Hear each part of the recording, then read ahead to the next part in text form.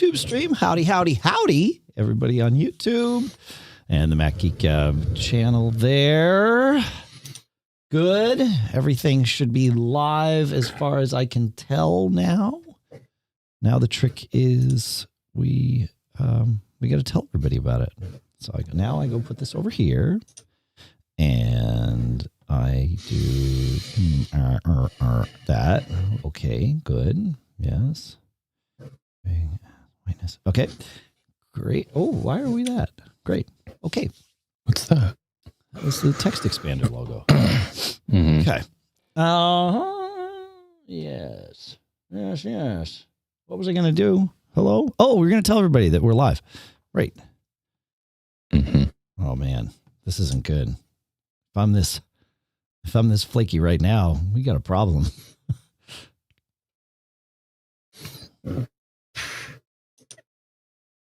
Okay, so this is going to be 8:59, correct?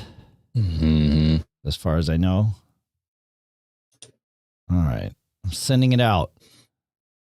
Here we go. I don't know if this is a good idea or not, but here we go. It has been sent. No, I don't see it on my phone yet. Why am I so impatient? This is sort of the question of the decade, isn't it? Spaz. Okay. Start those streams, take them live.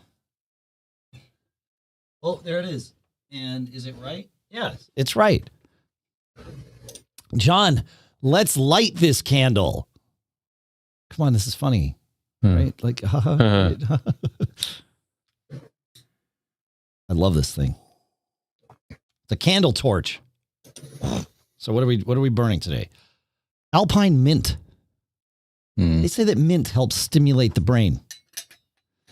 I could certainly use that. Okay. Yeah. All right. Thanks, Brian Monroe. Hey, everybody. What's happening? Oh, I guess we got to go to like Facebook and tell people that this is happening. It doesn't just, we don't live in a vacuum. Okay. I'll go tell people.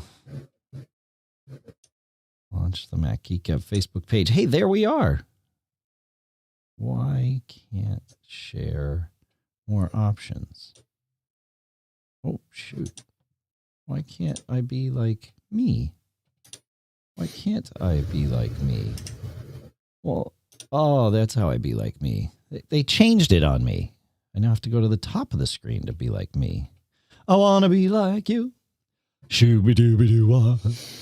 I want to talk like you. I walk like you. Walk like you. You see it's you. Shooby-dooby-doo-wee. Yeah, I'll share it to my story. Man, it's going to be one of those shows, isn't it? It's like I picked the wrong data. I don't know. Quit sniffing glue. I guess so. I don't know. I never really started. Maybe I should start sniffing glue, and then I could pick a day to stop. Don't take that advice, kids. Just stop. Don't start. It's a bad habit, I guess. I don't know. I've never tried it. Okay. That's good, man. 19. It's warmer than that here. We're at like 43. Oh, yeah. Basking here. Yeah, it's sweltering out there. Sweltering, yeah. I want to be like you. Shooby-dooby-doo. Oh, I see crazy people like in shorts. Even when it was freezing out. But they were running, so I guess they warmed up. Yeah. Well, you know. What were they running from? This is always my question, John. I figure I think they were running to something. I figure maybe as like a side business, I could chase people while they ran to give them a reason to run.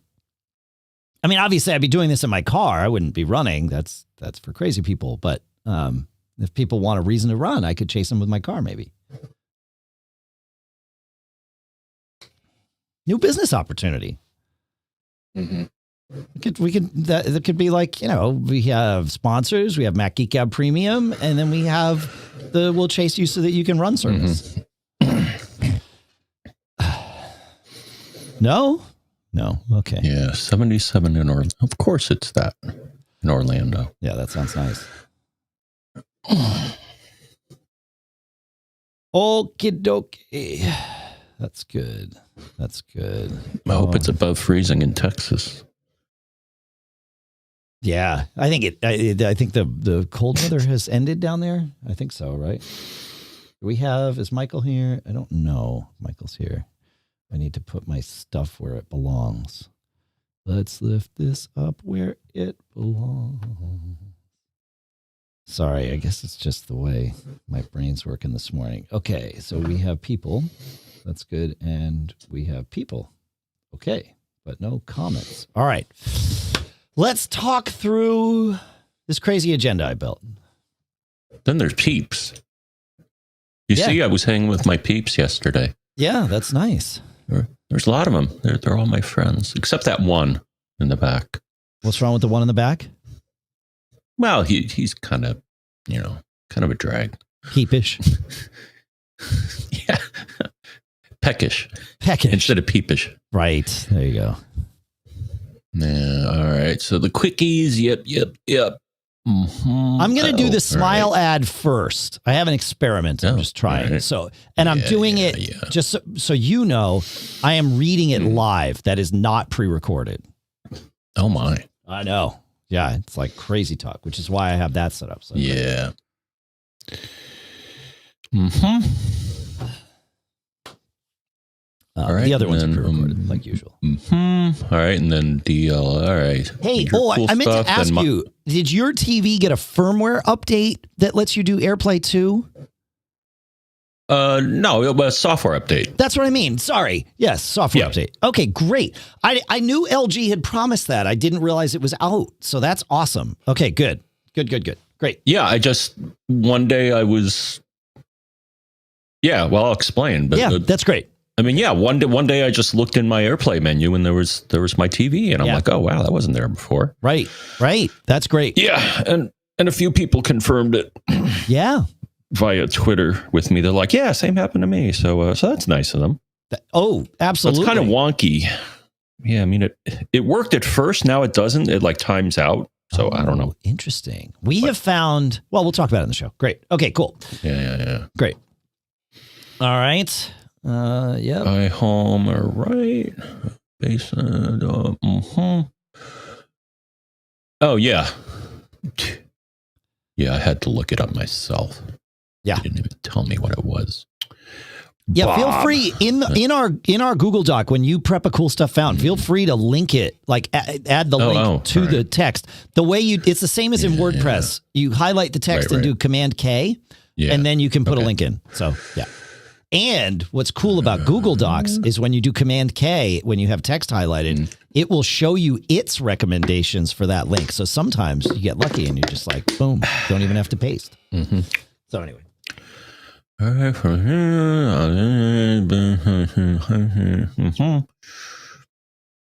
All right. Who's that? You? Which one? Just as CSF. Trendnet? Oh, yeah, that's me. Sorry. Yeah, those four are me. Yeah, because the two of them came from whatchamacallit. Oh, and the second one, I think that's the same one I have, if I'm not mistaken. Yeah. So I've checked out two more switches, and I have D-Link. I have, oh shoot, what's the fifth one? I can forget now. Trendnet, I know, but what I have D-Link.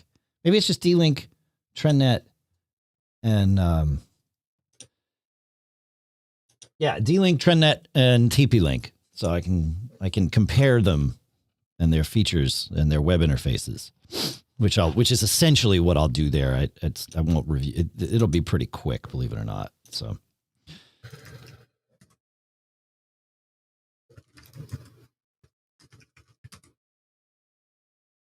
What? Hold on. Okay. There we go. Yeah, TLSG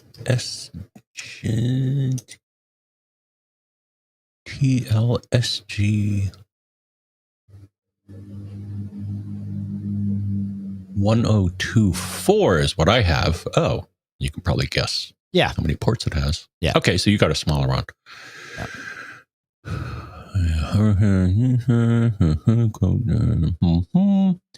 I'm gonna. Oh yeah.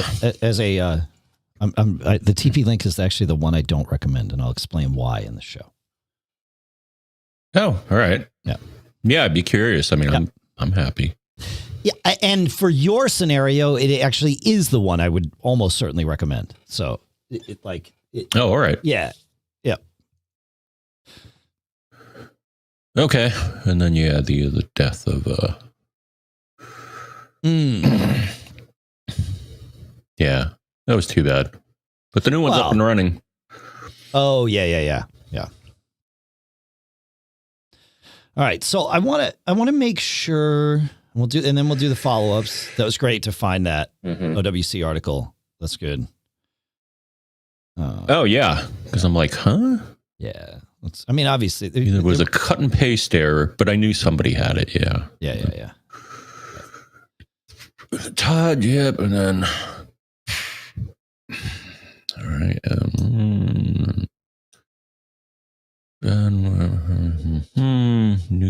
Yeah, I mean, whatever. I want to make sure we get to at least these first 3 questions because I want to get to the NFC thing. But I think we will. Like, I don't think cool stuff found is going to take terribly long. But it depends on where we go. So we might rejigger some things just to make sure we get there. But yep. I don't think we. Yeah. And then Dale, I mean, I don't know.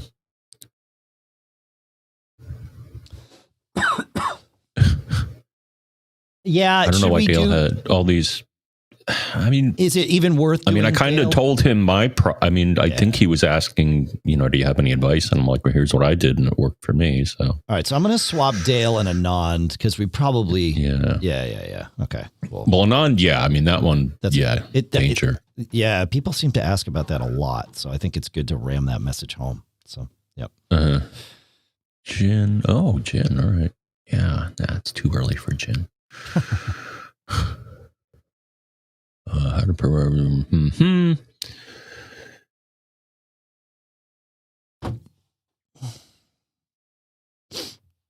Yeah, I was trying that with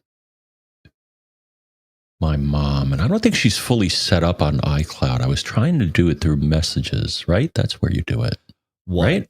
What? Remote support. Yep. Yeah. I wasn't able to get it. Next time I'm there, I can try it. It's all right, migration. All right, Jed. Gonna get in trouble, man. I found a pretty cool solution to that. So we may not get there this week. We may not get that far down, but we'll get there. Right. And then Google, I don't know about that. I don't use it, so I've never seen that. But and then Wayne, I think that'll do it for him.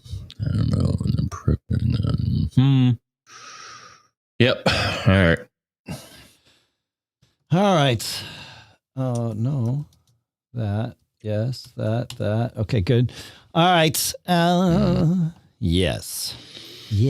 All right. Yeah. Let's play a song. I'm still working on getting the Fling songs authorized for playback by the Mac Geek Gab Facebook channel. This is proving to be an interesting tour, but for today we will see. I mean, they're yours. I am aware of this, and I don't like getting copyright warnings for songs that I have the rights to play. Yeah, you're the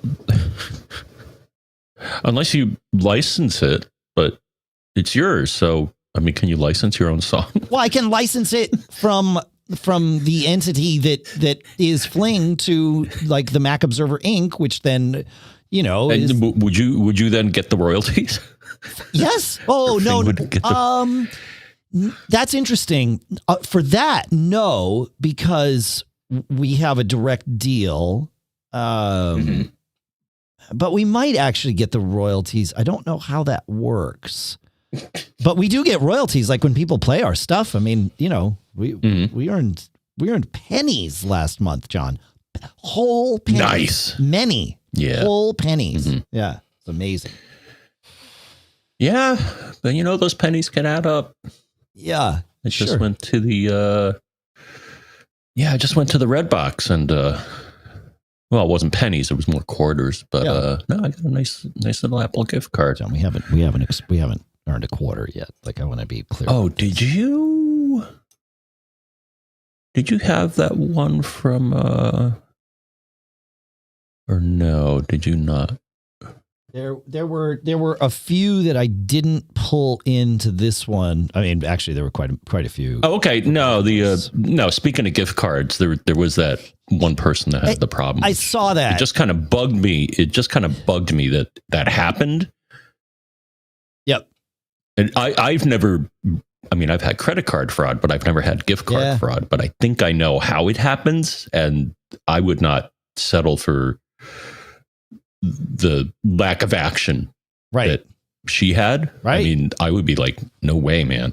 Yeah. I mean, you took my money. You took my money. Yeah. Yeah. Yeah. Somebody has to make good on it. Well, she probably has to file a police report. I mean, stealing a gift card is, you know, basically like stealing cash at that point, right? So that's why the first option, I think, would be I would point at the vendor and say, I think that someone in your organization pulled a fast one on me, so I'm going to file a police report. Yeah, right. That may be enough for them to correct the problem. I would think so. Yeah, that's right. Yeah, that's right. Yeah. Yeah, I liked it. I just didn't put it in because I didn't figure it's like most people. No, I get it. Yeah. Because I had one time, I'm almost certain, I've had 2 fraud events in my life, and I think one of them happened, I think, at a Home Depot. Oh, interesting. And I think it may have been, no,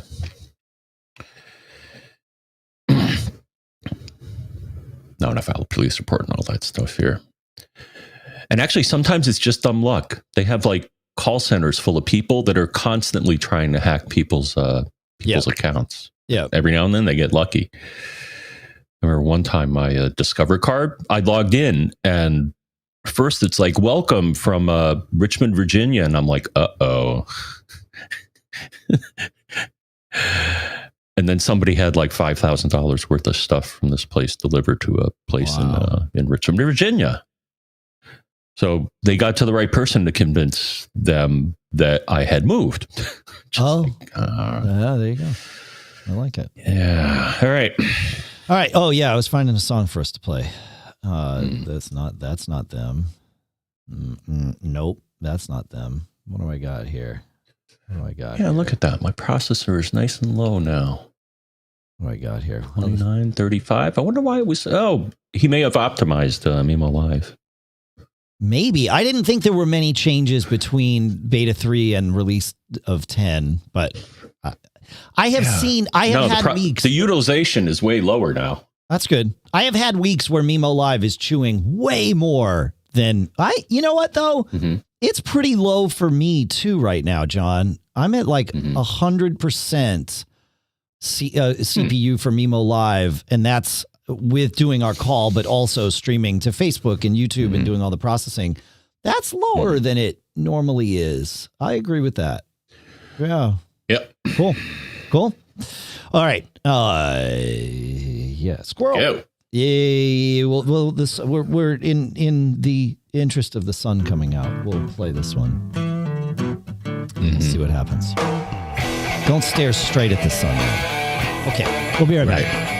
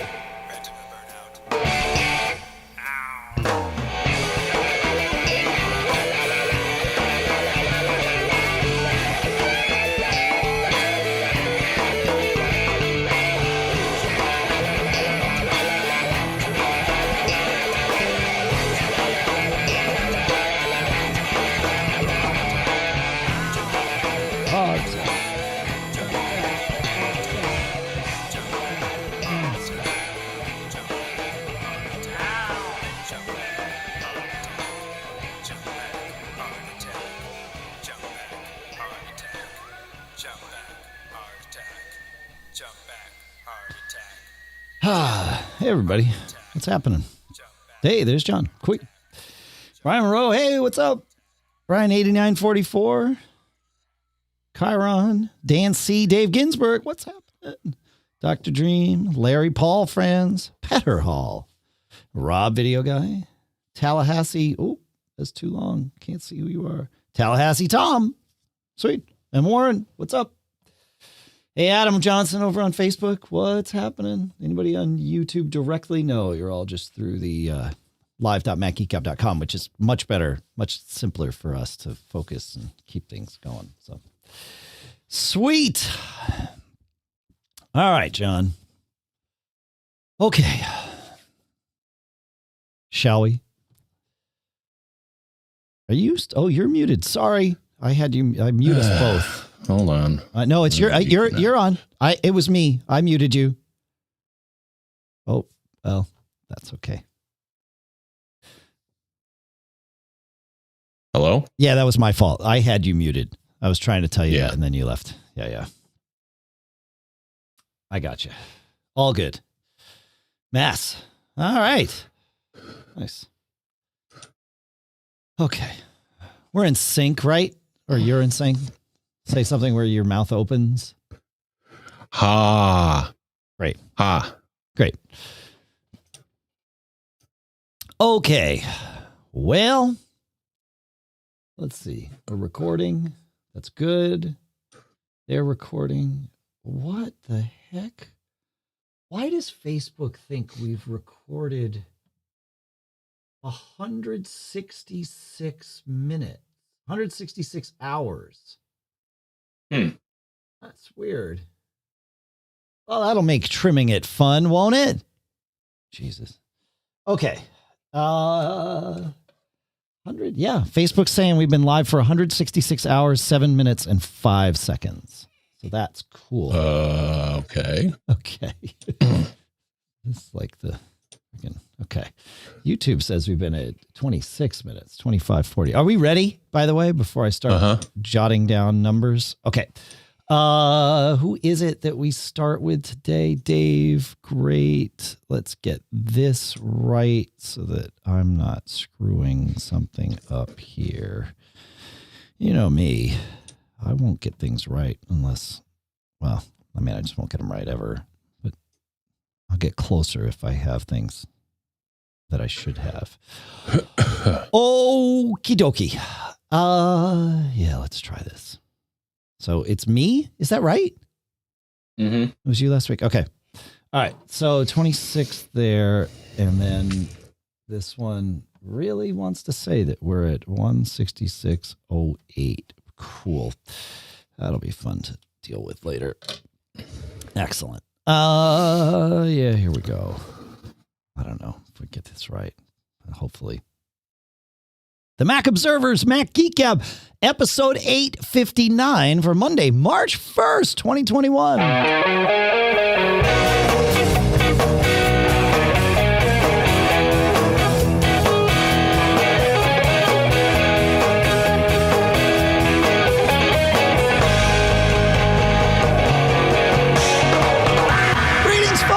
Welcome to the Mac Observer's Mac Geek Gab, the show where you send in all your tips, your questions, your cool stuff found.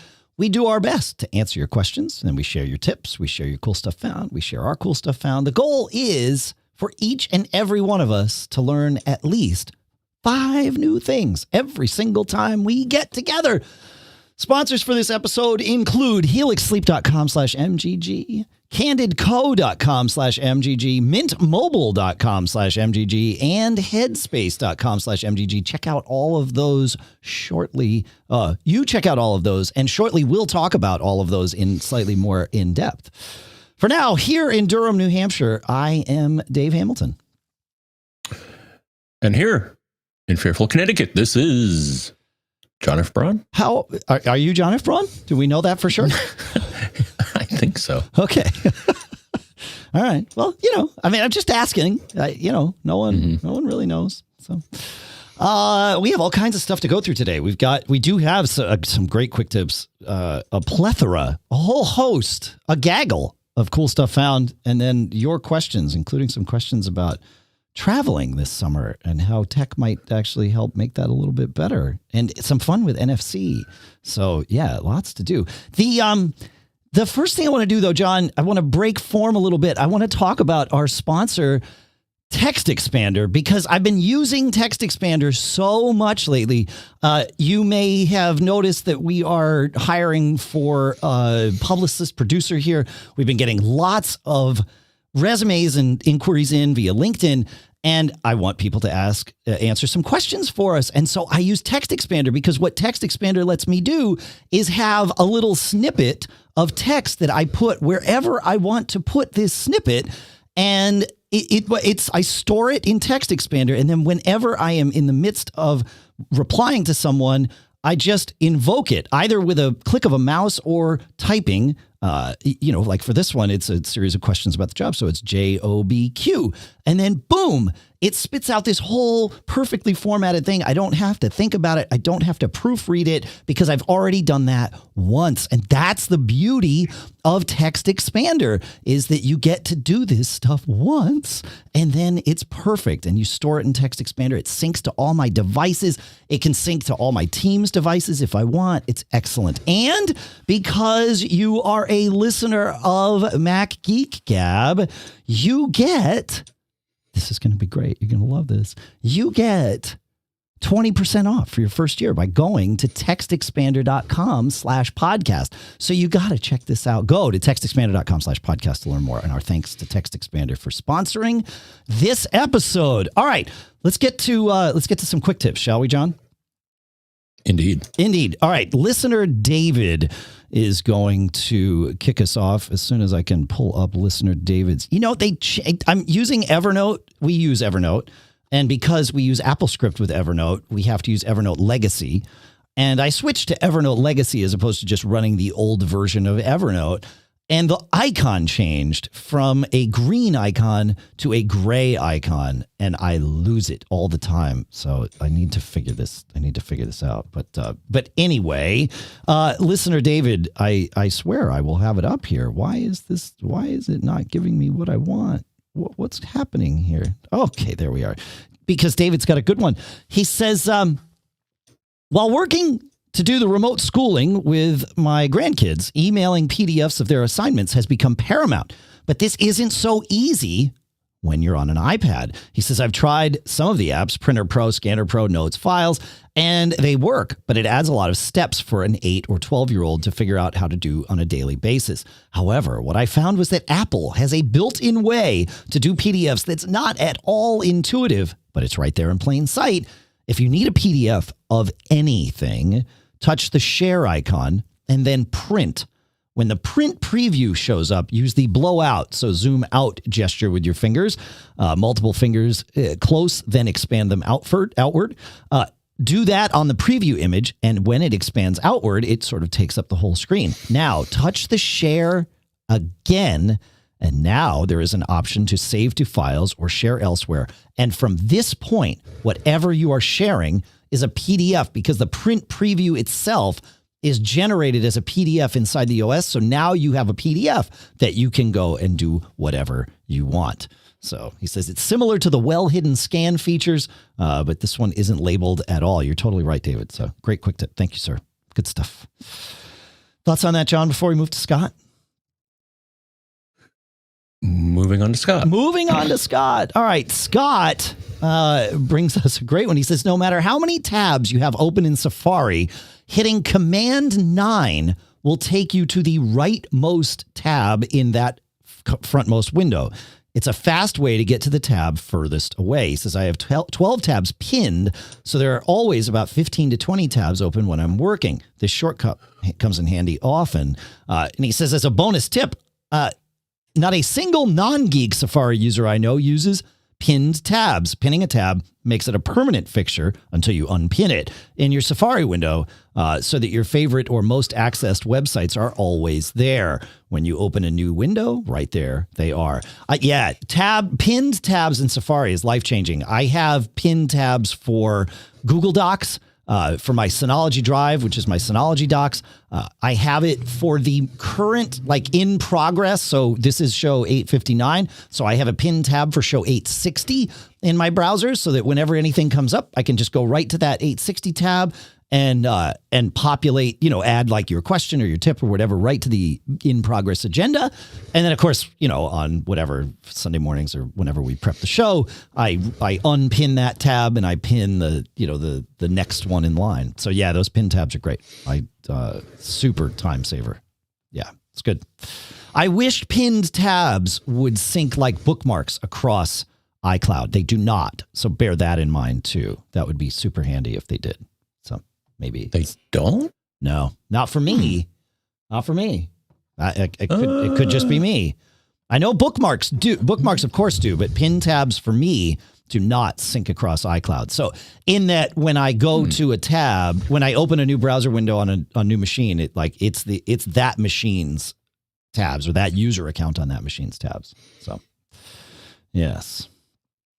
Okay. Because like you, I got the chapter and timestamp document pinned because the URL is ridiculous.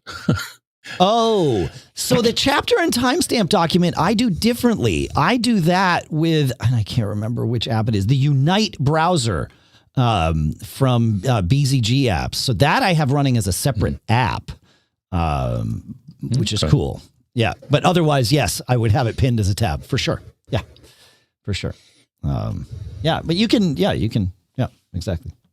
And that's this chapters and timestamps document is one that we use live while we're doing the show. So everybody at live.macgeekgab.com can actually join in and see the agenda and even help us get links in there and stuff. And so far we haven't had anybody, put bad things in there while we're trying to do the show. So that's good. The permissions remain open. So yeah, there you go. Cool. All right. Time to move on to cool stuff found, John. Sure. Okay, cool. The first one, I just gave one with Unite browser. The first one that I have is from Hyperbolic Software, who makes lots of things like Tidy Up is one of them that helps you find duplicates, right?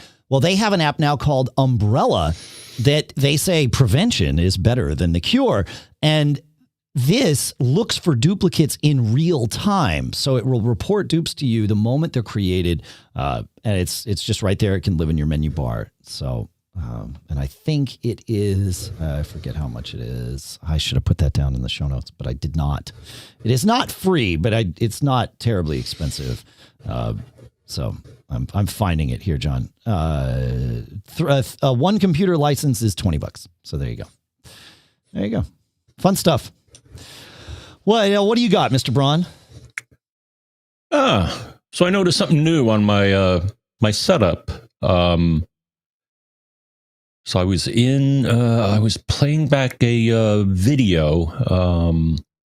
I think it was a YouTube video, and there's a menu that you can click on, and it'll show you your AirPlay destinations. And so, sure. I had something that I wanted to send to my LG 4K HDR LED UHD TV.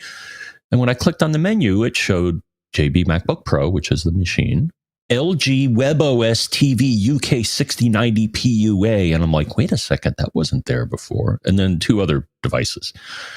Apparently, in the last software update, LG added AirPlay 2. So that's excellent. They said they were going to do that. Yeah. Mm-hmm.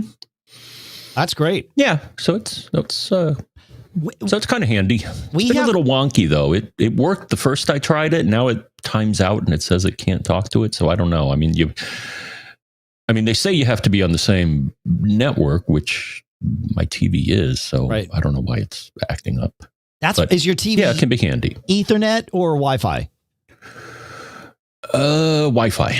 So it should. It sees it. It lists it, so it obviously sees it.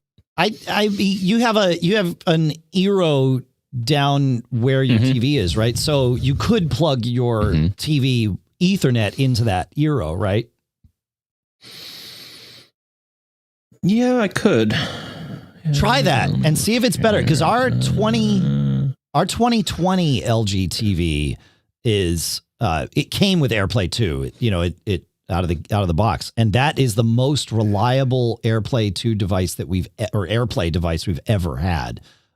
It just works every time, whereas our Apple TV is flaky, like you described. Yeah. Okay. Now I'm looking in the Eero app, and so my Apple TV and LG TV are on Wi-Fi, and my TiVo is on Ethernet. So try Ethernetting. I would Ethernet both of them in. I mean, why have extra Wi-Fi traffic, right? If you've got the thing right there, just plug them all in. You've got a switch, so plug them into your switch. Plug the switch into the Eero. You're good to go. John, I have. This has been a monumental week for me because I have stopped using my realistic clock radio that I've had by my bed since probably before I met you. And we've known each other a really long time. Like there was a TEEN at the spelling of my age when we met. So I've had this thing for a really long time.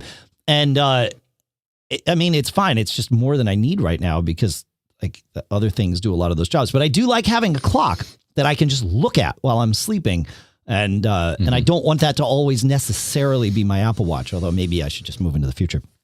But I am using the iHome TimeBoost, which and I've checked out a couple of these. They have a few of these in a variety of ways, but it's a great little thing. It's a Bluetooth speaker. It's an alarm.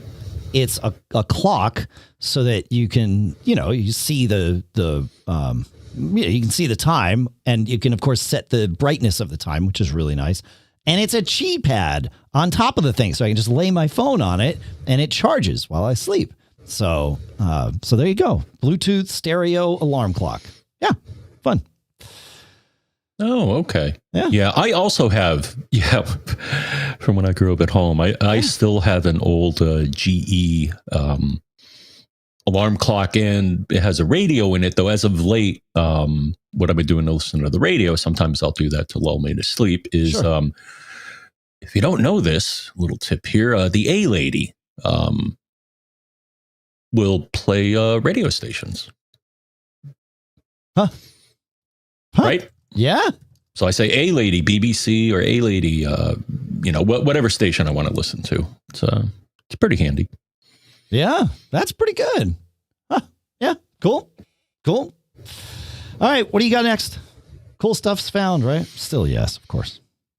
Yes, okay. So Dr. Bob sent in something that looks, I don't know if it's one charger to rule them all, but it has lots of stuff in it. So, to answer our geek challenge. Yeah, okay. Yep. Yeah, so let's see. It's a Skosh BaseLynk Kit Pro. So let's see what it has here. And it's like a component system. There's like various pieces that all plug into one another here. I think you can actually build, you can add more modules, but got it. So let's see. So wireless charging pad, a watch charger, MFI certified vertical charging station, one USB-C port, two USB-A ports. I think that's about it. Not cheap. $209.96 they listed on their site, though maybe you can get it for less. And I think they have a lower end model, but it looks like a cool approach. That's pretty cool. Huh? That's pretty cool. I like it. Yeah, right. Plugging these in, you get to pick what you want. Now you've got that one charger to rule them all because it's purpose built for you. I like it. Cool. Let's see. Gideon sent in a cool stuff found Photopea, Photopea, which is an online Photoshop. It's an online, a web-based image editor for free. So if you want to do image editing, aka Photoshop type stuff, it's basically a free Photoshop clone-ish. So thanks for sending that in, Gideon. Good stuff. We'll put a link to it in the show notes, of course. So yeah, cool. All right. Yeah. You got something else, John? Yeah. Well, actually, Joe has something else here. So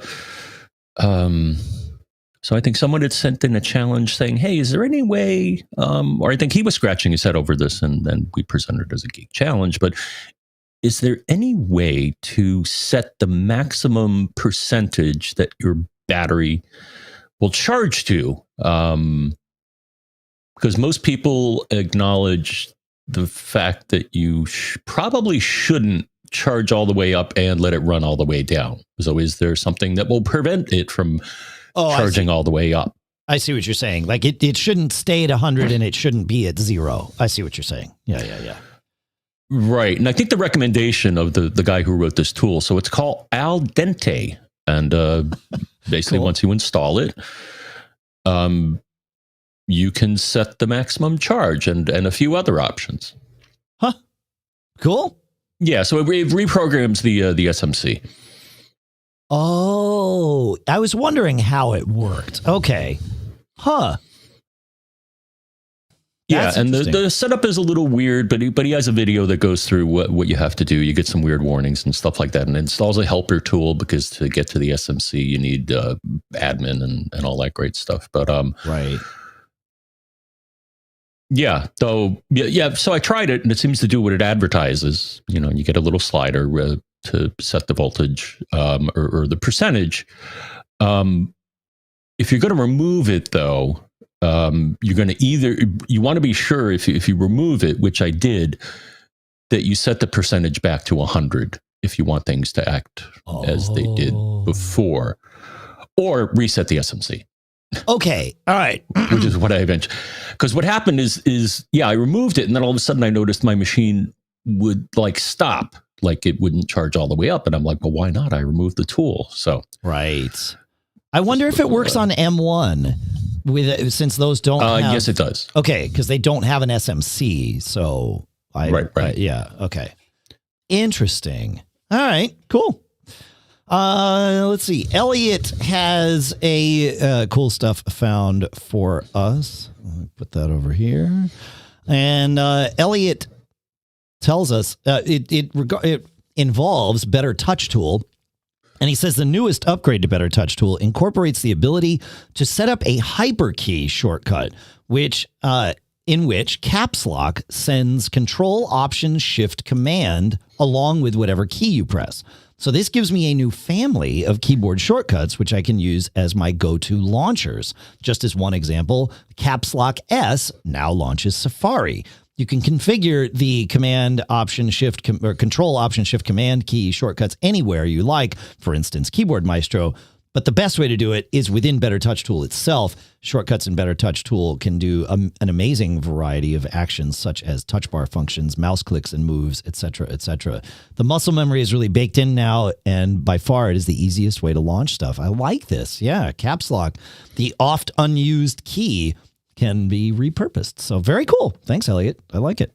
Good stuff. Do you use Better Touch Tool on your touch bar equipped machine? Absolutely. Oh, yeah, really? Okay. And not only do I, but I use there's an add-on which actually makes it useful. It's I guess a bunch of scripts, but something called Golden Chaos. Right. We talked about it on the show. Yeah. Right. I will put it gives you a charging status, the weather, a clipboard manager, believe it or not. Nice. Nice. Yeah, because most people would acknowledge that the Apple's implementation without customization is not terribly useful, but this makes it actually quite useful. That's great. Ah, very cool. I mean, the touch bar is actually its own little computer, right? I think it is. It runs iOS or something, like in its own weird way. Yeah. Mm-hmm. Yeah. Cool. All right. I want to take a minute and talk about our next two sponsors, and then we got even more cool stuff found on the way. Sound good to you, Mr. Braun? Awesome. I think I want to talk about our two sponsors. It sounds like I want to. It seems like I want to, and yet it's not happening. So, all right. First up here is Candid. Are you unhappy with your smile? Because you don't have to be. Thousands of people have used Candid, which is this clear, comfortable, removable, and practically invisible aligners that helps straighten your teeth. And now they love their smiles. Very, very cool stuff. In fact, they sent us some customer stories here. Cameron in Nashville says, once I started Candid, my life completely changed. I started going to the gym more. I started eating better. I even have better dental hygiene. My goal for my wedding was perfect teeth, and Candid got me there. There's no comparison. And your treatment is prescribed and closely monitored by remotely, which is good, by a licensed orthodontist who's an expert in this, right? You have the same quality of care as you get from an in-office orthodontist from the comfort and convenience and safety of your own home. And while other companies use general dentists, Candid truly only works with orthodontists. And the same one that created your plan is the one that you work with start to finish, so it's all good. The average Candid treatment is just 6 months, and you'll start seeing results way before then, and it costs thousands less than traditional braces. You've got to check this out, and you can. Become your best you and start straightening your teeth today. Right now, you can save $75 on Candid Starter Kit. Go to candidco.com/MGG and use code MGG. That's CandidCO, so CANDIDCO.com/MGG, code MGG. Take advantage of this limited time offer to save $75 on your starter kit. CandidCO.com/MGG, code MGG. And our thanks to Candid for sponsoring this episode. Next up is Headspace. I love meditation. I go on and off with it. I'm going to be perfectly honest. It is not a practice that I have kept up with for 30 years, but I definitely use it. And then, I kind of fall out of practice and then back into practice, and that's okay. And Headspace has really helped me stay in practice because it's this little pocket-sized guide that helps me focus. And if you have 10 minutes, Headspace truly can change your life because it's your daily dose of mindfulness in the form of guided meditations in an app on your phone. You can do it on your computer too, don't get me wrong, but having it on my phone is super easy because it's one of the only meditation apps advancing the field of mindfulness and meditation through clinically validated research. They've got like 25 published studies on its benefits, 600,000 5-star reviews, over 60 million downloads. Very cool stuff, and you can pick what kinds of meditations you do. 10 minutes is a good sort of average, but if you've only got 3 minutes, they've got this little SOS meditation for you.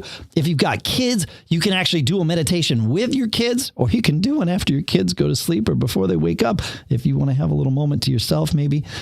It's great. You deserve to feel happier, and Headspace is meditation made simple. So go to headspace.com/MGG. Again, that's headspace.com/MGG.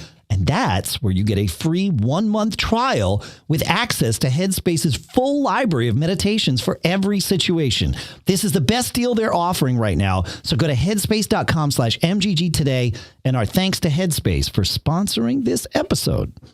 All right, John, I have been messing with switches, smart switches. So you started me down this path, my friend, and I can't thank you enough. In fact, the only comment I have is, why did you let me wait so long?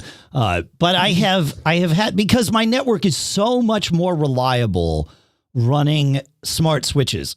I run 6 switches in my setup because I've got 2 buildings.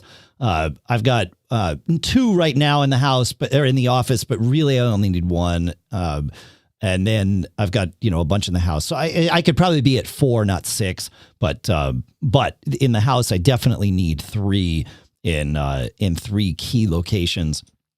And I would routinely have just weird network issues that often were just solved by rebooting one of my dumb, AKA inexpensive, AKA cheap and worth it switches.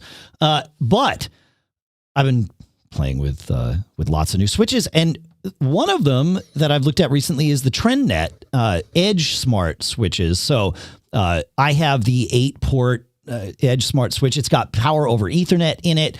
It has the web interface for this. So I've checked out Trendnet. I've checked out TP-Link, which I'll talk about in a second, and D-Link, which we've talked about before. And the web interfaces for these are all basically the same. They aren't, once you sort of understand what you're trying to do with them, All the features are there. It's, you know, the reality is you're not going to spend a lot of time in there. You're going to set them up and then off you go. But the Trendnet one has been great. It's reliable, and it has STP, spanning tree protocol support, and port fast, which I find to be an important thing if you're running any sort of meshing type of equipment that might be plugged into different switches. This is somewhat true with your mesh Wi-Fi networks, especially if you're using Ethernet backhaul. It is definitely true with things like Sonos and other things that create a mesh. You want your switches to be able to speak this language of spanning tree protocol or rapid spanning tree protocol, and then port fast, which is part of spanning tree. The idea is what spanning tree protocol does is it doesn't help. It allows the devices on the network to decide how to deal with potential network loops. And the way it does it is by sending packets around. And if it sees its own packet come back on a different interface, it knows, aha, there's a loop there. We should block packets from that section. So that's what spanning tree protocol does. It does it very well as long as everything speaks that language, and having your switches speak that language, it turns out I'm finding, is a valuable thing. Port fast is a way of telling your switch whether you have just one device or a segment of your network on each port on your switch. So port fast, you would say, yes, this, like if I plug my iMac into a switch, I would call it an edge port, and it would negotiate that much faster and let that come online much faster than it would a network port, where it's going to listen first before it lets it online, so that it doesn't just have this flood of looping traffic. With, like I said, with like Eero or any of the various meshes that I test, plus Sonos here, there's no question that having spanning tree protocol and port fast are there. So an 8-port switch from Trendnet is $99 on an 8-port EdgeSmart switch, $99 on Amazon. The TP-Link switch that I'm looking at is very similar to the TP-Link switch you have, John. Mine is the 16-port EasySmart switch, and of course, links in the show notes for all these. That's only $80 on Amazon for a 16-port switch versus $99 for an 8-port switch. But the difference is the TP-Link doesn't have spanning tree protocol. So I for my setup, I would not be, because I have multiple switches and meshing things that have the potential to send data around, I would not recommend it for that kind of setup. But for your setup, a TP-Link switch, that the TP-Link's, what do they call it, Easy Smart switches are perfect because you can save a little bit of money. You get all the smart switching features. It has its own sort of internal loopback detection, which is great. And you don't need STP, so you don't have to pay for it. So yeah, pretty good stuff. The D-Link 16-port switch that has STP and port fast is $110. So, you know, there you go. So links for all of these in the show notes, but switching, fun. I don't know. There you go. Thoughts on any of that, Mr. Braun? No, I'm happy with it. Yeah. All the little features there, priority and cable test, has a cable test. Yeah. The only thing I don't like is that it has port statistics that show transmitted packets, received packets on each port and stuff like that. Whatever data it's reporting is wrong. Huh. Okay. All right. I wonder. Well, in that, so there's a transmit good packet column, a transmit bad packet column, a receive good packet, and receive bad packet. One, like the numbers in my receive bad packet are huge, and I don't really think they're bad packets. Maybe they are. Okay. Yeah. So I find it kind of hard to believe that that's happening on, you know, a very short cable run. And also some of the numbers are negative. So I don't think they're doing their math right. Because I'm not sure how you send a negative number of packets. Well, maybe they're just thinking about the nature of the packets themselves, John. Like these are good, positive packets, and this data is sort of bad, negative data. Maybe that's what they mean. Well, I don't know. It seems interesting. Yeah. Yes. All right. Yeah, but like one of the things that it supports is link aggregation. There's a special link aggregation mode where you can bond all two of these ports together and certain other devices. Yeah. Yeah, all these features John is talking about are in the web interfaces of all of these smart switches. And this is really sort of the differentiator between a smart switch and a non-smart switch, where you get all this data, but also you get a switch that's actually paying a little bit more attention, and that alone seems to have made a big difference for me. So, yeah, cool. John, I attended Showstoppers, I think it was, last week. And there were two things I saw. The first was from a company called HoverCam. It's, man, we're having trouble speaking today. It's eGlass. So, you're on a Zoom call and you want to use like the whiteboard function or something. And now you're trying to do that, but you're looking off to the side and you're trying to like make it all work and it's not happening. Well, HoverCam's eGlass. I really want to call this company HoverCam. So HoverCam's eGlass, it puts the camera behind a 35-inch piece of glass that you can draw on with like dry erase markers, and it flips the image so that what you draw appears the right way to the person on the other end. So teaching a class or hosting a seminar or whatever, it's all built right in here. You can look at, not only can you look at the people that you're talking to, but when you look and point at a thing on your screen, you're looking at it. It draws people's attention to it. So I thought that it was a pretty cool thing. It's not cheap. I think it's a couple grand, but for classrooms and things like that, it's just cool tech, which is why we do Cool Stuff Found. That's, there you go. And then the next thing that I saw at Showstoppers, John, was a thing called the GoDonut Universal Phone Tablet Stand. And it is literally a piece of molded something, plastic of sorts. And it's a circle, which is why they call it the donut. And it's got like sort of cutouts in it to hold your phone at an angle or your iPad at an angle. I think you can even use two of these and hold up a laptop or something. So it's perfect for those moments where you want to like do a video conference or something from your phone or your iPad, and it just, boom, it holds it up, or watch a show, bring this on the airplane, right? And now you can, when you can get on an airplane again, and now you can watch a movie without having to have an iPad stand or an iPad case that flips into a stand that's going to be sort of, flimsy anyway. This thing just holds it in place and you are good to go. So yeah, the GoDonut. So fun. I love finding out about new stuff. Anything on either of those? Nope. Okay. No, we're good. And then here's the next part of our show we call Not Cool Stuff Found. Uh-oh. So get a call from my mom and she's like, yeah, the computer's not working. I'm like, okay, what's happening? This was the computer. Wait, because catch us up here. This was the computer that you just replaced the SSD in, right? No. Oh, okay.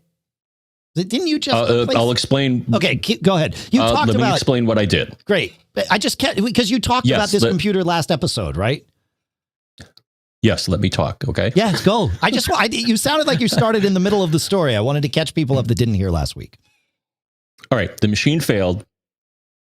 She tried to restart, and the progress bar would get almost all the way to the end, and it would never get to the operating system. Got it. I'm like, okay, let's boot into recovery and run disk first aid. Ran disk first aid. Disk first aid was like, yep, everything's great. I'm like,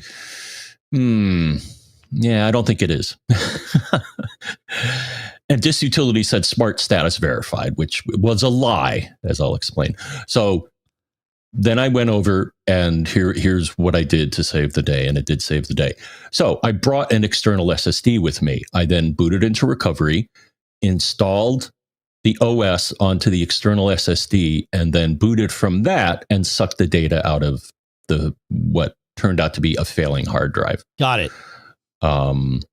So that got her up and running again, and it was working fine, but it was an old machine. I'm like, you should get a new one. As it turns out, this is a 2012 iMac, Dave. So Oh. that's a good run, right? Doesn't owe her 8 anything. years. Yep. Right. And went to the refurb store and I got her a 2019 iMac, same screen size. She's happy with that. I think I got it with 8 gigs of RAM and a 512 gig SSD, which for what she does is fine. So but then I wanted to do a post-mortem, Dave. So I brought it home with me. I have a USB-C to Thunderbolt cable, booted the machine into target disk mode, which, you hold down T when you're booting it. And then I hooked it up to my MacBook Pro, which has various handy utilities on it. So as soon as the drive got plugged in, TechTool Pro came up and said, whoa, this hard drive is toast. So that's one nice thing that TechTool Pro does. And actually, I got to upgrade the version, my version of it. And then I ran Drive DX and it came up and said, advanced smart status, failing.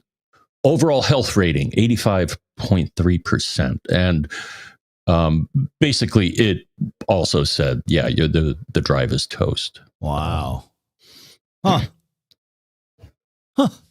I have a report. I mean, and Drive DX tells you all sorts of interesting things. Like, let me see one thing it mentioned here, which kind of shocked me. Actually, it shouldn't have. Let's see. Power on hours, 10,663. That's a lot of hours. And the one thing that they pointed out that means like, things are horrible. It's something called current pending sector count, which I think means that things are failing and it hasn't yet reallocated them. So I guess that's what happened to it. Oh, yeah, that's bad. That's not good. So, but the new machine, I think this was on High Sierra. I upgraded her to that. And then the refurb came with Catalina. And a few things that were on her old machine didn't work anymore. Did you bump her up to Big Sur or no? No. Why? I'm just curious. Why? Like, what was your? Why wouldn't you? Just for people who are listening. Because it shipped. It didn't ship with it. Oh, okay. I don't see a compelling reason to upgrade it to Big Sur. Maybe I will the next time I'm there. I just didn't see any reason to change it. Once she's up and running and everything, I want to make sure that everything works as it did in the past before I go to that next step. I don't want to if I were doing change too many variables at once. Well, that's sort of the thing, right? Is you don't want to change too many variables, but you also don't want to change more in the future if you don't have to. And if she's going from High Sierra to something not High Sierra, my feeling would be, let's get let's start you at the most current so that there's not this second wave of a learning curve going from Catalina to Big Sur. If it were a customer, I probably would have just bumped it to Big Sur so that it's like, okay, clean slate, here we go. And now you're current and moving forward and all of that. Because I find Big Sur quite stable for almost everything. So I'm close to being ready to upgrade the studio computer to Big Sur, which is, kind of an exciting thought, because then I can use like Thunderbolt hubbing and things that Catalina won't let me do. So cool. That's great. I'm glad. It was just there was already some apps that had a line through them by upgrading to what OS this machine shipped with, and I didn't want to disable even more apps by going to Big Sur because I've had to deal with that as well. So sure. Yeah, although Big Sur, like Catalina was the prep for Big Sur, right? So I don't think there would be anything that if it, like the line through it on Catalina was sort of, that's why we had Catalina, was to get us to Big Sur. So I think you probably won't see any when you bounce her up. Obviously, you might, but I can't think of any apps that worked with Catalina that wouldn't work with Big Sur in that way. The 32-bit apocalypse and all of that stuff. So, cool. That's great. I'm glad it works. I'm curious, are you going to repurpose that iMac into, like a server or something or no? I mean, it's kind of wimpy. Yeah. Agreed. Yeah. Nah, and I looked, and getting into this thing to replace the hard drive, you got to cut the adhesive with this. It's not that bad. I've done those. You I need looked the at the suction. iFixit. You need the hard suction drive. cups. Yeah. And you need the suction cups to take the glass off. That's not what I saw in the Really? in the hard drive upgrade guide for this class of machine. Oh, interesting. I thought that was just part No, of it. the guide for this shows, you got to get a cutter and you got to cut the adhesive. It's like the screen is glued onto it, and I don't think Interesting. suction cups would be a safe way to pull the screen Right. on. No. If it's magnet, then yes. But no. Yeah. Okay. Yeah, this is from what I could see in the repair guide, the pre-magnet. Though you're right, I guess the future machines had very powerful magnets that held the glass on there. Interesting, because I've got a 20. I've done that on a 2011 iMac, and it was magnets, not glued. But these were big screen iMacs. I think these were 27, so maybe that's the difference. I don't know. Oh, earlier is magnet. Warren says, okay, got it. Thanks, Warren. In the chat room at live.macgeekgab.com. Perfect. Yes. Fun. Yeah, I wouldn't want to cut the glue, but you could run it with an external SSD, right? Like you don't have to replace the internal drive. Just forget it. Oh yeah, well that's what I did. But yeah, if there's no, I don't know. The machines I have are plenty. Right. Yeah, fair. In the not cool stuff found, but also not surprising category, I wanted to take a moment and mention, Macstock 2021 that happens in the, north of Chicago each year is not going to happen again here in 2021 just because of the, ongoing pandemic related stuff. As Mike Potter put a great video up about this, and it's worth taking the 17 minutes to watch it. As he called it, there are technical reasons or technical difficulties with getting together, aka all the logistical stuff that doesn't allow people to gather and travel and all of that. So Macstock moves to 2022. I think he's going to do an online Macstock again this year. So he's got more stuff. Pay attention to that. Again, links in the show notes. So thanks, Mike, and good luck, and let us know what you need. And we're here for you as always, man. It's good stuff. All right. We have some tips, some follow-ups, and some questions to get to, perhaps not necessarily in that order, but the next thing that I want to do is talk about our next two sponsors, if that works for you, my friend. Okay. All right. We record this usually on Sunday mornings, and it's really important to me to be well rested so that I can come in and be energetic and focused and able to, answer all your questions and stuff. I had no idea how bad our mattress had gotten until we got our new Helix sleep mattress late last year. Because I thought our old mattress was still new. Like I remembered buying it. It was something that I'd bought since we had started doing this show. But, mattresses wear out after a decade or so. At least that one did. And this Helix sleep mattress, not only is it new and of course comfortable because of that, but it really is the most comfortable mattress I've ever slept on. The whole way that they do this is fantastic. And that's one of the reasons I'm super stoked to have them as a sponsor and to tell you about them. We took the Helix Quiz. Both Lisa and I took it, but you can take it on behalf of your partner if you sleep with a partner as well. But we both took it, and we both wound up with the same mattress, which is the Helix Midnight. It's kind of their most popular one. It's middle of the road, but I hate to use that term because it's so much better than middle of the road when you just think about mattresses in general. I tend to sleep on my side, and it has the right amount of everything. It's soft, but still really supportive. I fall asleep right away. And really, I'm getting some of the best sleep that I've had, certainly in recent memory. And that also includes, having gone through a pandemic here. So these folks know what they're doing, and you want to check it out. If you're looking for a mattress, please go take that quiz. And the way you do it is you go to helixsleep.com/MGG. They say that it's a 2-minute quiz. I think it's going to take you a lot less time than that. And then they match you up to your mattress. They have a 10-year warranty, and Helix Sleep is offering up to $200 off all mattress orders and 2 free pillows for listeners of Mac Geek Gab. But you got to go to helixsleep.com/MGG. Make sure helixsleep.com/MGG. And our thanks to Helix for sponsoring this episode.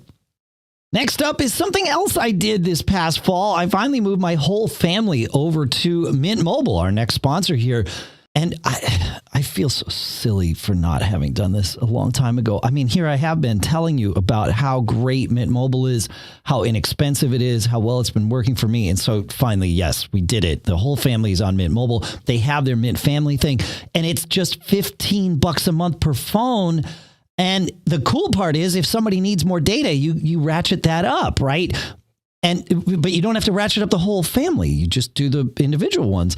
And by going online only and eliminating the traditional costs of retail, Mint Mobile passes those savings on. That's how they do what they do. All the plans come with unlimited talk and text and high-speed data delivered on the nation's largest 5G network. And yes, you get 5G speeds with this.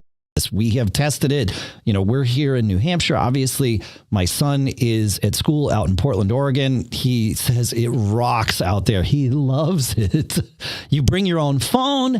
You keep your phone number in your contacts. It works with Apple's visual voicemail and all of that stuff. And of course, if you're not 100% satisfied, Mint Mobile has you covered with their 7-day money-back guarantee. So to get your new wireless plan for just $15 a month and get the plan shipped to your door for free, go to mintmobile.com/MGG. That's mintmobile.com/MGG. Cut your wireless bill to $15 a month at mintmobile.com/MGG. Our thanks to Mint Mobile for sponsoring this episode. All right. Well, let's go to some questions here. I want to start with Ben, John. And Ben asks, my client is taking an RV trip from California to Texas and back and hoping to continue teaching music online along the way. Is an iPhone as a hotspot sufficient to teach on Zoom using her Mac? Are there any other sort of boosters or other hotspots that might be effective? What would you do? And I suppose that's the best way to answer this question. I'd probably just use my iPhone. Any other device is going to have the same dependence on local service quality, of your cell signal and all of that as the iPhone, right? And she's already got the iPhone. So why buy another device if if it's just going to be the same? And the trick would be looking at the route, right? Figuring out where you're going, finding out if your carrier that you currently have will give the most, are they going to give you the most reliable service? And if not, who will? And then will they provide you enough bandwidth per month for these Zoom calls? When we were up, this summer we did, we didn't take an RV, but we rented a house in upstate Vermont, and I talked about how their broadband there was terrible. So my son had some Zoom calls for the job that he had this summer, and he wound up doing them over his phone's hotspot, which was way faster than the internet that they had up there. And I think we wound up figuring it was using about a gig an hour to do a Zoom call that way. Obviously, that might change if you're doing HD or not HD, and high density audio could also change, or high def audio could also change that. But that's about what we found. So bear that in mind when trying to calculate how much bandwidth you need. The other thing that you could do is if it's an 11 or later, you can use the dual SIM in an iPhone to have multiple carriers if it turns out that, wherever the travel route is going to take her, in this area, like one carrier is great, but not there. And in this other area, another carrier is great, but not, that sort of thing. You can certainly leverage that kind of scenario too. Or if you need to balance the data between two different carriers, that's another way of doing it. So yeah, I think, I don't know. What do you think, John? Hello? Okay. I'll go with what you did. Okay. All right. Okay. You want to take us to Todd, my friend? Yes. Yes. All right. Todd says, hold on. He'll get there. It's one of those shows, man. I don't know. No, I thought I was muted. Oh, no, you're not muted. I can hear you. You're good. Okay, so Todd asks, in Catalina in this utility, when I select File, New Image, Blank Image, see attached, the default selected format is macOS Extended, journaled. Is this the best format for a DMG living on an APFS formatted SSD? And this may get a bit philosophical, but I think either of the non-case sensitive options would be okay, Dave, be it APFS or macOS Extended journaled. The only point I'd like to make is that from a reliability standpoint, macOS Extended is tried and true, whereas APFS is kind of the new kid on the block. So, yeah. One of the other choices is size. So you can set the size. So, of course, make sure that you make it big enough for your needs. There's also an encryption choice. If the data is sensitive, encrypt it. Just keep in mind that encryption algorithms change over time. So, I'll throw that into the pot there. Likewise for the format, if for archiving, you may want to, so I think the default is read write disk image. If you don't, if you're just doing archiving, then you may want to not do read write, just because what if somebody finds your disk image and wants to screw it up? Oh, interesting. Huh. How, if it's... Yeah, we talked about this before. But how do you... So riddle me this. If you make it read only, how do you write your data to it? I realize I might be missing something terribly obvious by asking this question. I think no, it's a menu. Where is it?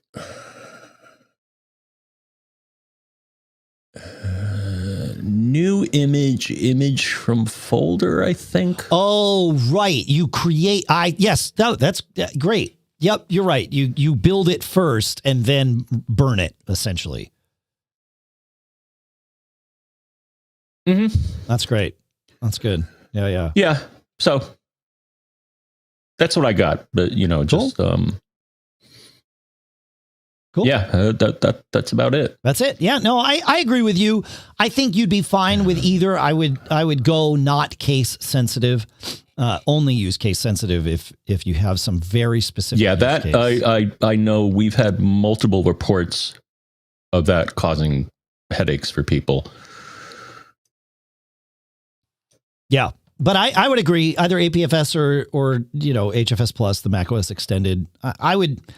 I'd probably go with APFS just in case I ever want to use voluming or snapshots. I know Time Machine is using snapshots if it's in APFS. So I probably would, but I don't know. I agree with you. You're right. Either one. Yeah.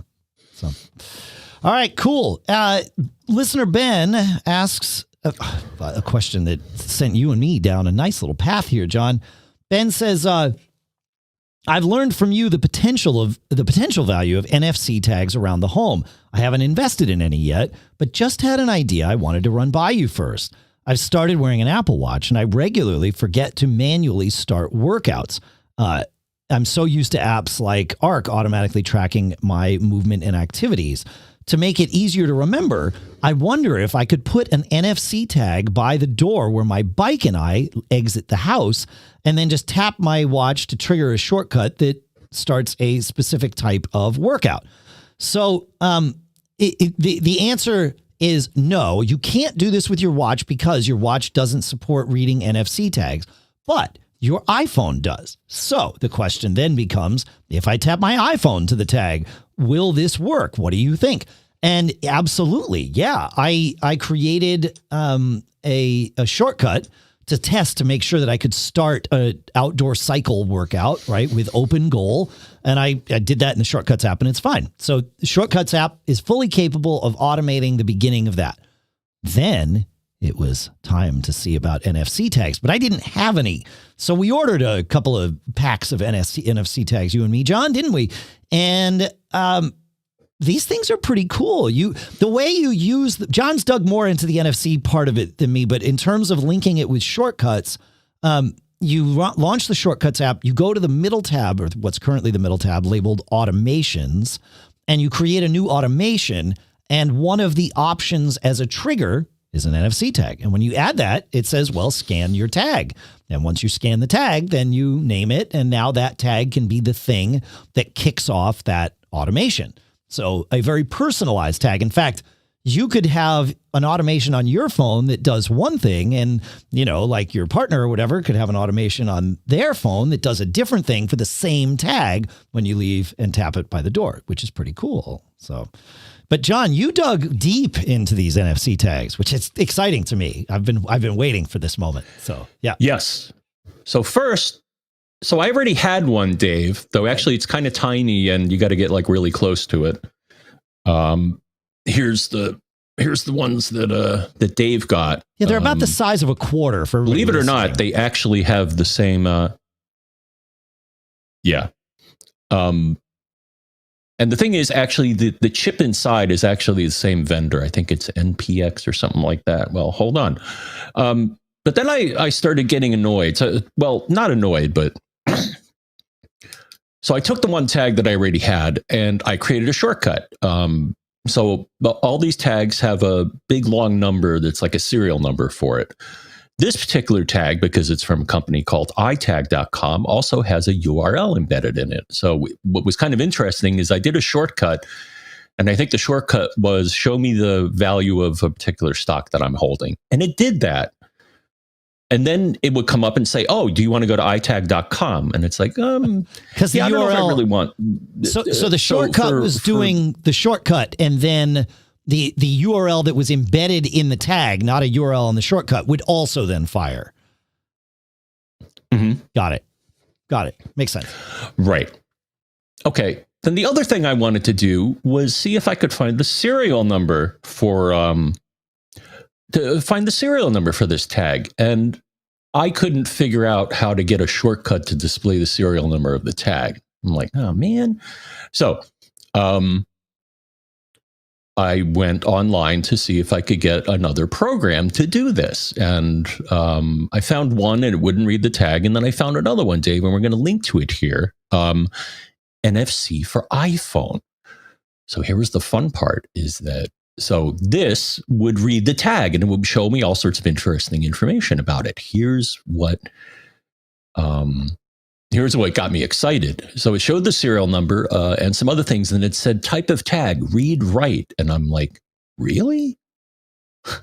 Oh. And it turns out both of the tags that I have here are writable. So this is a new feature, as far as I can tell, in iOS 14, in that your NFC reader is also an NFC writer. What?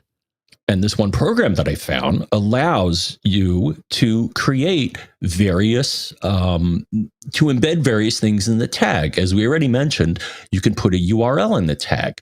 But some of the other things it lets you do, Dave, is you can do a business card. So there's all these predefined data structures that the phone apparently knows about. So like one of them, Dave, was to create an SMS. And the info you put into it is, so I put your phone number for your iPhone, and I put a message in there. And when I held the tag up to the phone, it went to messages and populated a message for you. I still had to send manually. Maybe I can make it so it does it without my having to say send.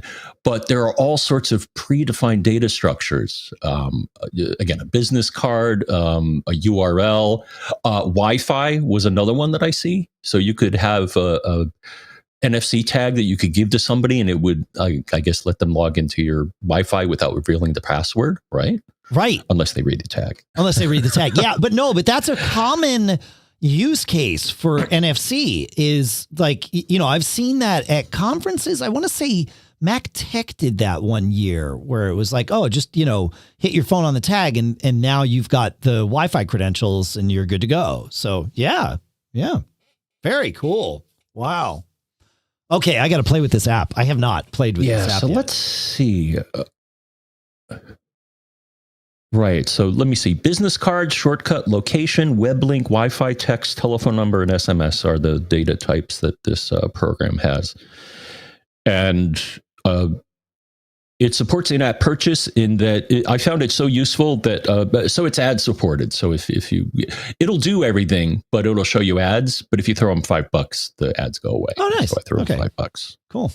Oh, that's pretty cool, man. I like this. Yeah. No, it was exciting because I just never realized that the phone now is a tag writer, not just a reader. Right. And somebody in the chat room said that they were even able to write tags with all the way back to their 8 Plus. So the phone has been an NFC device, I think, back to the 8 range. I don't think before that, but maybe. But I think it was the iPhone XR that was the first device that would read a tag without you needing to launch an app to do so. Like it was an always on reader, I guess is the way of thinking about it. So, so yeah, no, that's great. Very, very cool. Oh man, fun stuff. All right, cool. Should we go to Anand, John? Yes. I'm going to resync us here, John. Question, and we have because you and I there is an audio, noticeable delay. So I think I have resynced us. Are you able to hear me, my friend? But I can't. Hello? Yeah, now you're out of sync. So go ahead and reconnect, John, and we'll yeah, there you go. Perfect. There was a fun little sync issue. Welcome back, my friend. Hello? Hello. All right. Anand has a question, and we have an answer. Hello, gents. Anand here from frigid Toronto. So, likely a quick question.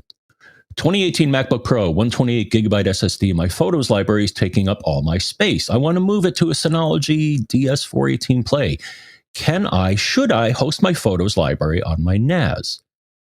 The other traction for this is... Wait, why did the question... I made it go away. I'm sorry, John.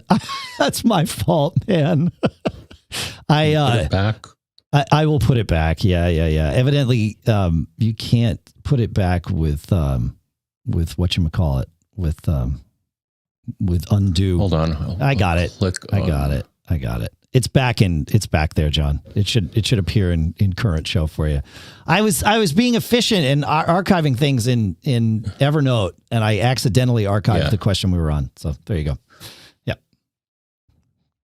I don't see it. All right. Well, I will read the question. You give the answer, because by the time it comes back. Wait, no. You got it? Here it is. All right. The other attraction for this is that my wife has just gotten one of the M1 MacBook Airs, and so we now are a multi-laptop house, which makes sharing the library attractive. Thoughts? I'll give you a thought. Per Apple, they have an article called Move Your Photos Library to Save Space on Your Mac. And specifically, what it says is, to prevent data loss, Apple doesn't recommend storing photo libraries on external storage devices like SD cards and USB flash drives, or drives that are shared on a network, which is exactly what the Synology is. So the reply is, don't do that. What they do suggest is you can store your library on an external storage device, such as a USB or Thunderbolt drive formatted as APFS or Mac OS Extended Journal. Yeah. So that's what Apple has to say. Technically, I think you could do it, but as they say, especially if multiple people are accessing the same photo library, you're going to likely screw it up. Yeah. Just not the way it's built. So first of all, never set up a scenario where multiple people are accessing the same photo library. Now, I know that some of you have done this, but there's a massive asterisk on this. And again, I'll say it, do not share a photos library among multiple users, even if you're a geek. Now, the way you would do it is you would have 2 different user accounts. They would never be logged in at the same time. So turn off fast user switching.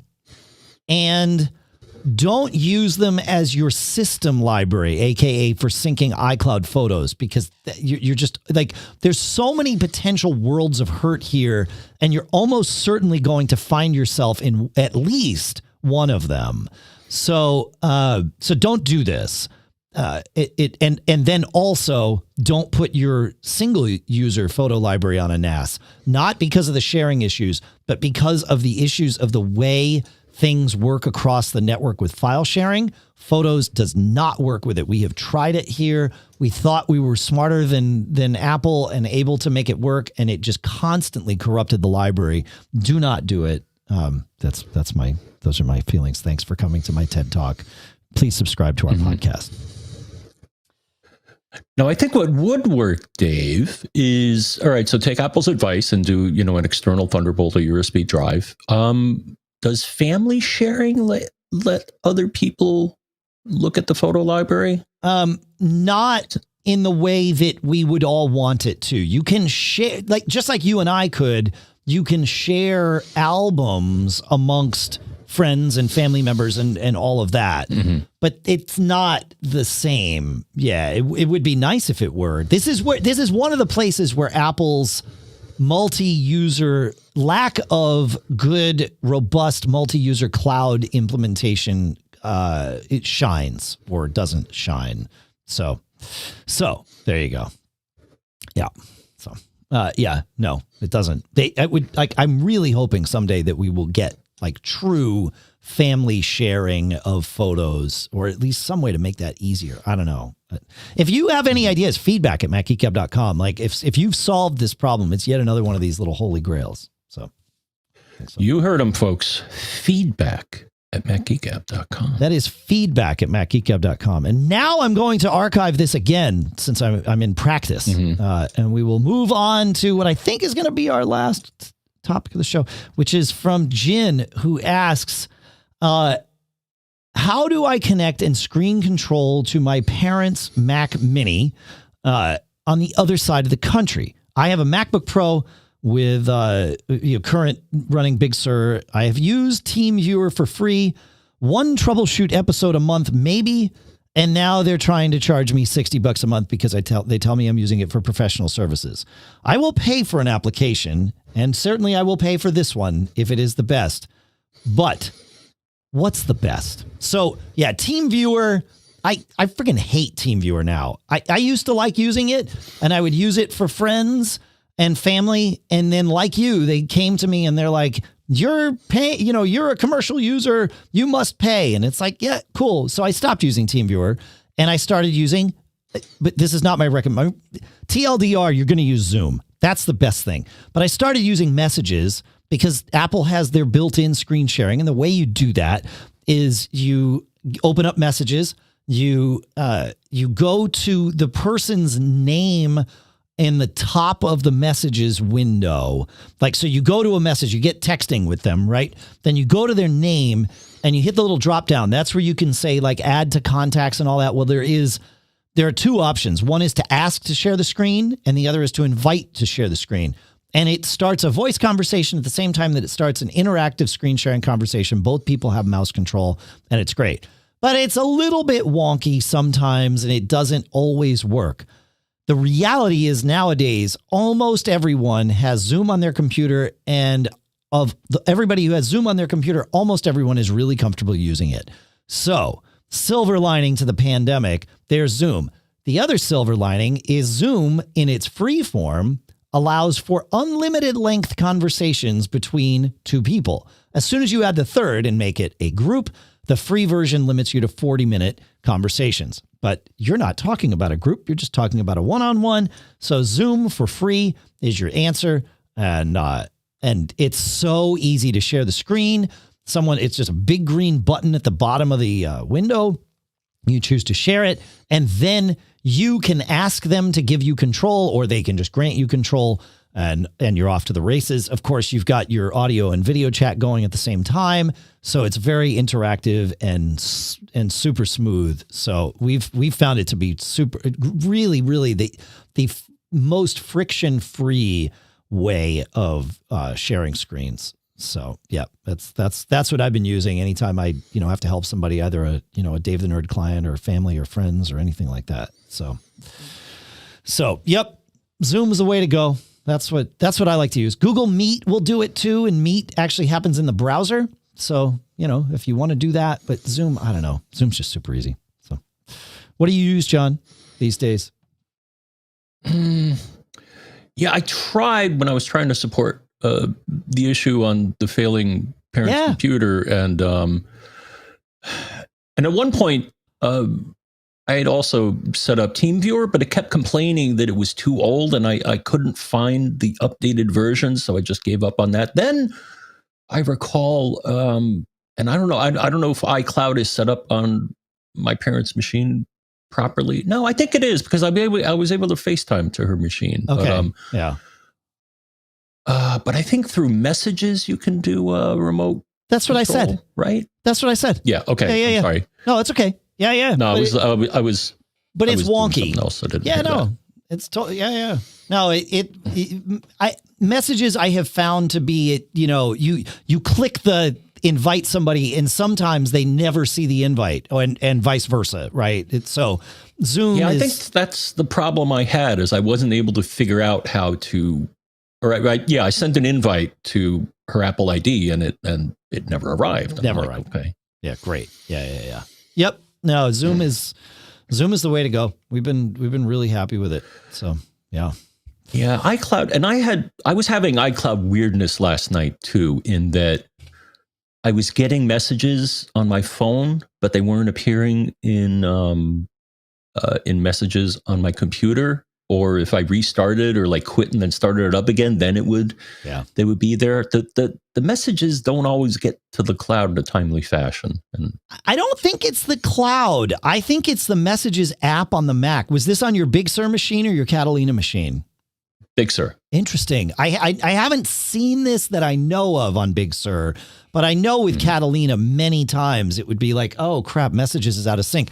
And I would just quit Messages and relaunch, and everything would rejigger and repopulate and everything was fine. So yeah, for sure.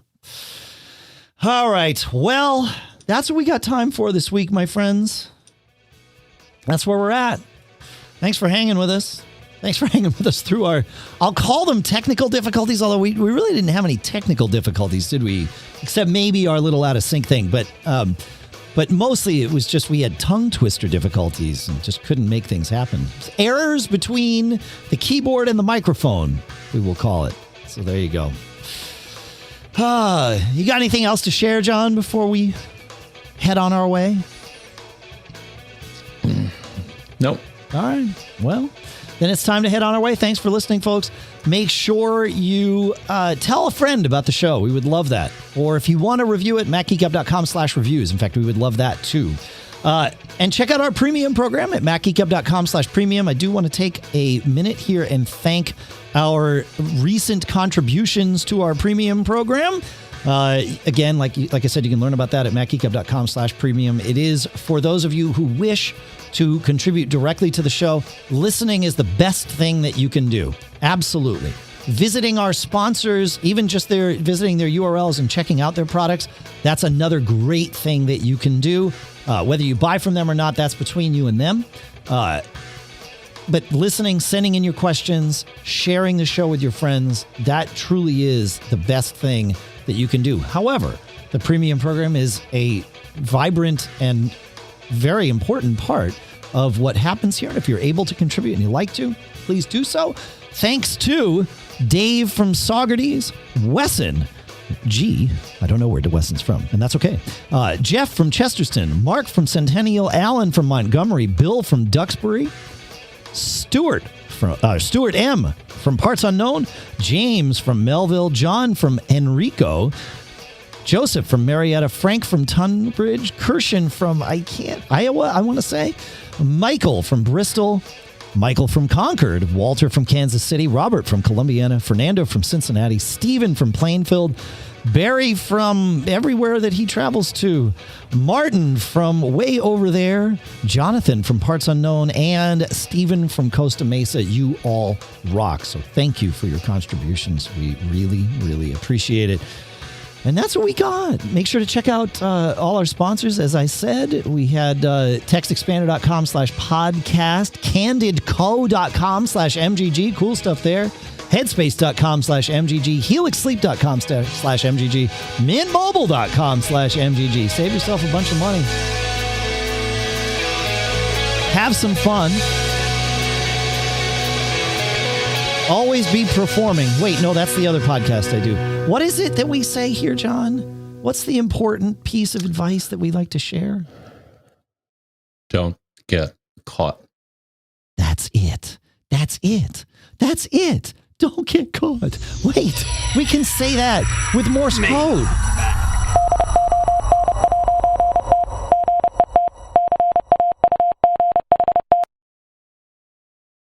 And we're out. Fun. All right, good. Okay. Thanks for hanging out, everybody. Good stuff. Fun. Yeah. It was a tongue-twisted day today. For all of us. Don't know why. Till your daddy took the T-bird away. All right, folks. I am going to be efficient about chopping up the show, and I got to figure out what's going on with Facebook and why it thinks we have 167 hours into this. So, yeah, I should hang up the stream there. So as soon as I can figure out how to do that in the new Facebook interface. Oh, there it is. Okay, great. Thanks for hanging out on Facebook with us, folks. We will see you next week. And for those of you on the YouTube live stream and of course, live.macgeekgab.com video, thanks for hanging out with us. Yes, I am wearing my Macstock 2017 t-shirt today. I figured it was appropriate. So plus it was, also right there. And the red didn't blow out on the camera. I was a little worried about that. Things get a little more vibrant on this camera, but it seems like it's okay. So cool. Later. See you next week. And for everybody I have a... Go ahead, John.